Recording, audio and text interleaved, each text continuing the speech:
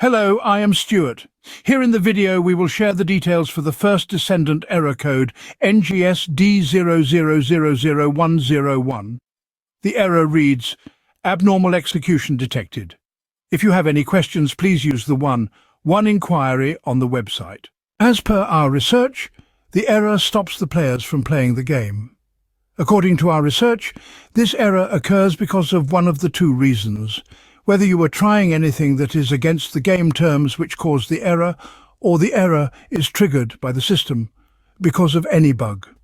So, if you are having this error, but are not involved in any kind of activities that are against the game rules, then you should not worry, as this is nothing, just an error triggered by the system. In case you were doing anything against the game terms, then there are chances that you have been detected. In that case, we don't have anything to suggest. You can reach out to the game support and ask if they can help you. In case you tried waiting for some time but still have the error, then we recommend you to reach out to the game support. Meanwhile, we also suggest you make sure that the game is up to date with its latest version.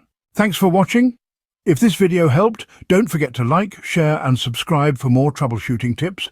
Have any questions or issues? Drop them in the comments below. See you in the next one.